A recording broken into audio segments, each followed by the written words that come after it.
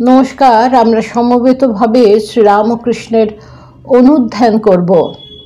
1836 সালের 18ই ফেব্রুয়ারি বুধবার শুক্লা দ্বিতীয়া তিথিতে ঠাকুর কামারপুকুরে জন্মগ্রহণ করেছিলেন। তিথি অনুযায়ী তার জন্মোৎসব পালিত হবে সারা বিশ্বে 1 মার্চ। গীতাতে শ্রী ভগবান বলেছেন, ধর্ম সংস্থাপনার্থায় সম্ভবামি যুগে যুগে। ধর্ম সংস্থাপনের জন্যে আমি প্রতি যুগেই অবতীর্ণ হয়ে থাকি। স্বামী বিবেকানন্দ শ্রীরামকৃষ্ণের প্রণাম মন্ত্র রচনা করতে গিয়েও বলেছেন, স্থাপকায় চ ধর্মস্য। তিনি অবতীর্ণ হয়েছেন ধর্ম সংস্থাপনের জন্যে। কিন্তু কিভাবে? শ্রীমা সারদা দেবী বলেছিলেন, ঠাকুর মতলব করে কিছু করেননি।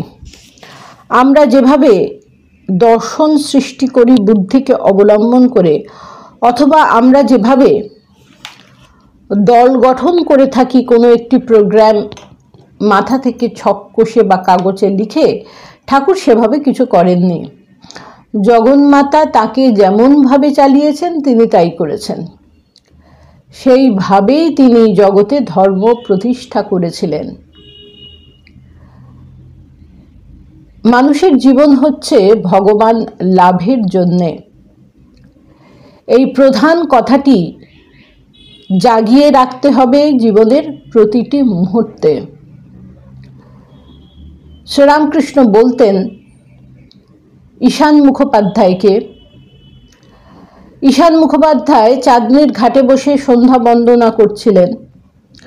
ঠাকুর বলেছিলেন, আর কতদিন এভাবে করবে? ডুবে যাও ভগবানেতে, মন একেবারে ডুবিয়ে দাও।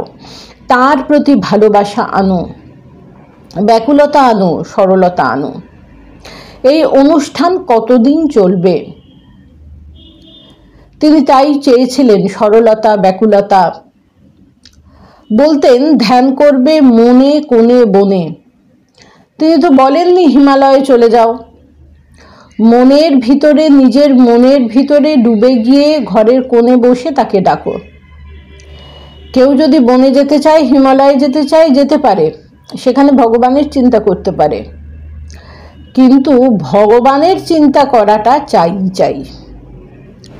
নৌকা জলে ভাসবে ঠিক, কিন্তু নৌকার ভিতরে যদি জল ঢোকে তাহলে সর্বনাশ। কাঁঠাল ভাঙতে গেলে আগে হাতে তেল মাখতে হবে, না হলে কাঁঠালের আঠা লেগে যাবে। ঠাকুর তাই চেয়েছিলেন, আগে ভালো করে ভগবানকে উপলব্ধি করে, তার প্রতি বিশ্বাস, সরলতা জাগ্রত করে, তারপরে সংসারে যে যেমন থাকুক না কেন তাতে আপত্তি কোথায়। তাই ভগবানকে ডেকে যেতে হবে সরলভাবে। এক ভক্ত তার কাছে এসেছিলেন, তিনি কাম জয় করতে চান।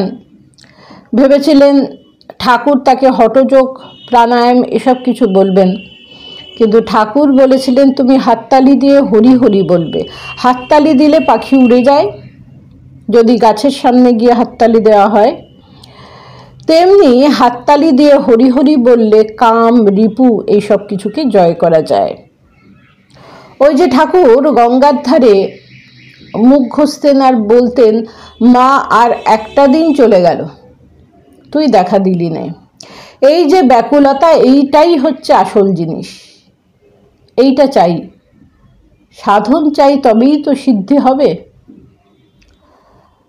বর্তমান দিনে একটা কথা চলেছে, আগে থেকেই চলে আসছে, সেটা হলো ক্রমবিকাশ।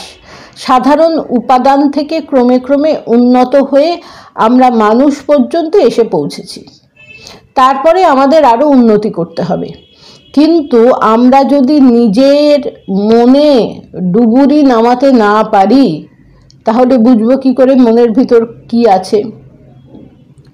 সেখানে অনেক আবর্জনা আছে।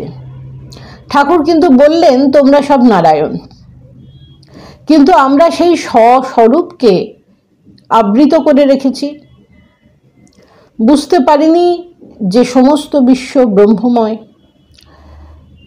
যেখানে ভগবানের থাকার কথা, সেই হৃদয়ে আমরা আবর্জনা জমা করে রেখেছি, কত রকমের বাজে চিন্তা। খ্রিস্ট ধর্ম আমাদের মনে একটা জিনিস ঢুকিয়ে দিয়েছে, যার বিরুদ্ধে ঠাকুর বলেছিলেন, না, মানুষ তো আবর্জনাময় নয়, যে নিজেকে পাপী বলে সে পাপী হয়ে যায়। মানুষ কখনো পাপী নয়, পাপী হতেই পারে না। থিয়েটারের অভিনয় পর্যন্ত যদি কেউ দুর্জনের ভূমিকায় অভিনয় করে তাহলে নিজের জীবনেও কিছুটা তার ছায়া পড়ে। সুতরাং সারা জীবনটাকে ভগবানময় করে রাখতে হবে। মনের ভিতর যেন কোনো পাপ চিন্তা না আসে, ভ্রমেও যেন আমরা কখনো না মনে করি যে আমি চিরকালের জন্য পতিত হয়ে গেছি, আমি পাপী, আমার কোনো কালে উন্নতি হবে না।